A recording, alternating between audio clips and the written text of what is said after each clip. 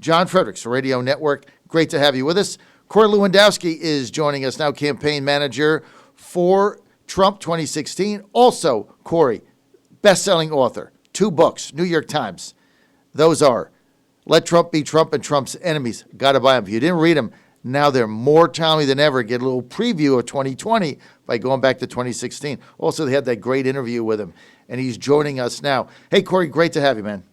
Good morning, John. Happy Monday. Thank you, Corey. Let's get to the president's speech in Mount Rushmore on Friday night. I thought it was one of the best speeches, political speeches, the president has ever made and delivered. I thought it was spot on, and it was a resounding message. What say you? Look, John, I had the privilege to travel to South Dakota with the president on Friday to go out to Mount Rushmore. It was an amazing experience. I mean, just the backdrop, the setting, but more than that, his message to the American people, which was very clear. This is, once again, a president who has decided to put America first. And what that means is remembering our heritage, looking forward to our future, but making sure that law and order remains, and the desecration of historic statues by marauders will never be tolerated. And I listened to the response in that crowd. I had read the speech prior to him delivering it. I had that amazing privilege as we made our way out on Air Force One to get out there. But the reaction to that was unparalleled. The reaction to the people who were there, who want law and order, who despise this notion that just because you feel like it, you can go and rip down a statue and throw it into the Baltimore Harbor, is so telling out in real-world America. The left needs to understand what they're up against. And what they're up against is people who are proud to support this country, people who are proud to be Americans, and people who are going to support Donald Trump and Mike Pence for 4 more years. No question about it. I think if the president can take the speech he did on Friday and turn that into action and turn that into a springboard for the platform of his campaign, Corey, I think he can start turning the corner now. Now, let's get to the outdoor rally at the airplane hangar in Portsmouth, New Hampshire on Saturday. I know you're instrumental in setting this up. You're going to be there. That's your home area. Tell us about that, Corey. So the rally is going to be Saturday night in Portsmouth, New Hampshire at an airport hangar. It's the old Pease Air Force Base, so it's a big, giant runway. We're going to bring that big, beautiful airplane in called Air Force One. It will serve as the backdrop to the president's speech. Look, this is a really important rally. This is a really important state for the president. And I know because the people of New Hampshire continue to deliver for this president from the first time that he was on the ballot here, and he cleaned the clock of every other Republican primary opponent by winning by 19 points in a 16-way race. They're going to once again deliver in New Hampshire. So that rally is going to be at 8 o'clock on Saturday night. The president's going to come in. There will be the opportunity for people to socially distance because we've got a big, giant facility out there. This is outdoors. Like always, you have to have a ticket. You have to get there early. You have to go through security protocols. So we want people to come. We want a big turnout. And I'm really excited because I think the precursor to the speech that you're going to hear on Saturday night was given Friday night in South Dakota, and then to a lesser extent, again, on the grounds of the White House on the 4th of July, talking about our American heritage and how proud we are as a country, and that this president can continue to bring that history forward while remembering the past. You're going to hear more of that in New Hampshire on Saturday night. You know, there's this movement to make people ashamed of their country, ashamed of Independence Day. I kind of felt that when I was out and about from some segments of society, like somehow we should be embarrassed to be Americans or not really celebrating Independence Day. Is that just me, or are other people feeling that as well? John, it's the world of the cancel culture, right? It's the world of everybody gets a trophy culture. It's the world of it doesn't matter if you're the best or the worst, everyone is treated equally. That's not how life works, okay? It is people now, unfortunately, and this was very pervasive under the Obama administration when Barack Obama went around the world and apologized for being the president of the greatest country on the planet, where everything was focused on every other country's well-being. This president is not going to do that. The American people deserve better than that. And, you know, you ask any man or woman who has ever put the uniform on of our country, which has a flag on it, and you ask them what they think. And I think all of those people say they are so proud and so honored to have been able to fight for this country in their own capacity, as so many other people have, that's really what matters. But John, it's that small minority of people who go out and try and disparage you and embarrass you. And look, this is the craziness now of we can't even tell you where the fireworks are going to be if you live in New York because we don't want people to gather. Okay, we don't want to give protesters the opportunity. I said, what world are we living in? Right. Okay, we should be celebrating America's birthday. We are the greatest democracy the world has ever known. And when you've got, Prime Minister Modi of India congratulating us, and we've got our own members of the media disparaging us for celebrating America's birthday, this is an upside-down world. Right here in Virginia, somebody put a flag up on a construction site in Richmond, right? This huge flag that they had made out of tarps. The government, the officials in Richmond called them up, the construction company, and had them take it down so that they didn't incite violence or a riot or something else. I mean, is that where we are now? We take down American flags because people are afraid that it might incite a protest? I mean, what the hell is going on here? It's a flag. John, I'm going to make a statement that is going to get me in trouble, and it wouldn't be the first time it's happened, okay? Let me tell you something. I fly an American flag on my property and the New Hampshire flag, and I don't think if Jesus Christ himself asked me to take it down, I would. I love this country. I love everything about this country. I love everything this country has done for so many people, not just me, John. This is the country where you can grow up poor and be anybody you want to be. Mm-hmm. It doesn't matter what your race is, what your religion is, what your ethnicity is. Mm-hmm. Is it hard? You bet your butt it's hard to do it. Nobody gives away anything. But only in this country can you do it. You can't do that anywhere else. And this notion that we're going to remove an American flag is disgusting to me. Mm-hmm. It should never be tolerated, and I don't care what the fine would be. Look, I remember before Donald Trump was ever the president of the United States, he put a massive flag up in his property in southwest Florida, in southeast Florida at Mar-a-Lago. And they started to fine him every day and said, I'm happy to pay that fine. I'm never taking this flag down. Mm-hmm. Ever, never. And you better send a National Guard in if you want it. And then you better bring some more friends because I have a right to fly this flag. People have died for the right to fly that flag. And these government officials are so out of line. They're so out of whack. The problem is there has been no recourse at the ballot box for these left-wing lunatics, John. I will never take my flag down that flies on my property, ever. Well, either will I. This cancel culture, I think, is going over the top. And as Steve Bannon said, I just had him on earlier, it's like, how far is this going to go? And when is there going to be a backlash and a reverberation? I think, Corey, that's coming. Look, all of the polls indicate the president losing to Joe Biden, who's sitting in his basement. We get it. How do you turn the corner, Corey, and win this election? I think our strategy is very simple. It's putting the president back on the road. That's where he is best. It's giving the president the opportunity to deliver his message of what he's been able to accomplish in the last 4 years and what he's going to accomplish in the next 4 years. And I look at it in three simple buckets, whether you care about national security, okay, which I mean building a wall, whether you care about economic security, which I mean the economy, or whether you care about homeland security, which is making sure that our homeland is protected by our men and women in the military that this president has rebuilt and given the tools to be successful. If you care about any of those factors, and all of those factors include making sure your family is safe, your businesses are secure, and you have opportunities to live and prosper in this great country, then your only choice is to send Donald Trump back to the White House. Now, John, I listen to the pundits. They tell me, well, the women, college-educated women who live in suburbs are angry at the way Donald Trump speaks. You know what they're angry about, John? That marauders are throwing bricks through the buildings that they have their businesses in, that their children can't get into schools anymore, that neighborhoods are, being decimated, that you can't walk down the south side of Chicago without a, infant or an innocent person being shot on a very regular basis.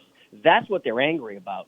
So let's get past that. They're angry about the way Donald Trump speaks, and let's get into the fact that he's the only one who's doing something about these things.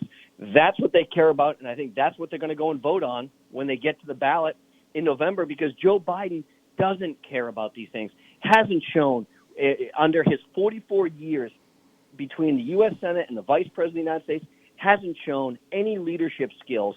And you know what? They want to talk about a lot of things with Joe Biden. They don't want to talk about the fact that his mentor when he came into the United States Senate was James Voice of the White South Eastland from Mississippi, or Herman Talmadge from Georgia, or Bobby Byrd, the Grand Wizard of the Ku Klux Klan, where Joe Biden gave the eulogy at. They don't want to talk about those things because it doesn't fit the left's narrative.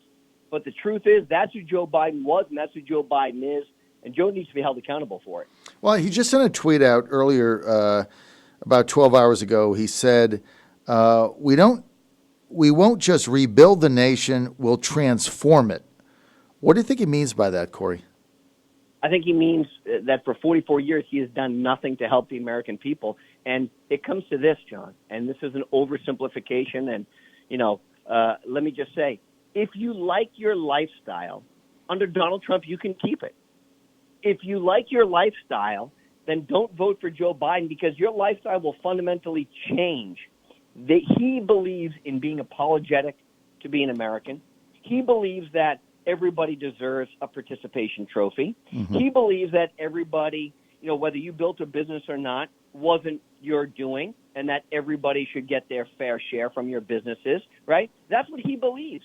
So if you don't like your lifestyle, then Joe Biden, right, hey, he's probably the guy for you. But if you like the way your life is, you like the fact that you've got more economic security right now, more homeland security, more national security, more opportunities to grow businesses and raise your family in safe and prosperous places, then you got to vote for Donald Trump because Joe Biden has the consultants of people like AOC and the far, far left who don't think that even under the world of COVID-19, when not an airplane was flying and not a car was driving, we've done enough to take care of the Green New Deal. That is who he's being advised by, and that's not a sustainable model for us or the rest of the world. Corey Lewandowski with us on the John Fredericks Radio Network, your oracle of the deplorables. Great to have you with us. Corey, let's get to another stimulus package. I want to get your thoughts on it, both logistically and politically. The Democrats calling for another big stimulus package. Some Republicans are. Some are saying, let's wait. We don't need to spend the money. But the new polling data that we just got out by Rasmussen, 70% of Americans think the government has to step in and do an additional incentive package for combating the job losses and everything else with the coronavirus. Where are you with it? Where is the president on it? Well, let me say this, John. Our numbers in the month of June were very, very good as it related to jobs coming back. The experts said it's going to be 2.5 million. It was 5 million. So we're clearly on the road to recovery here. People are going back to work because they have to. Let me tell you what Corey Lewandowski personally is. Mm-hmm. And I wrote an op-ed about this months ago, and I don't want to make it sound like I'm smart because, sometimes you're better to be lucky than good. And maybe I was just lucky as I prognosticated this, which was, why don't we do a payroll tax holiday?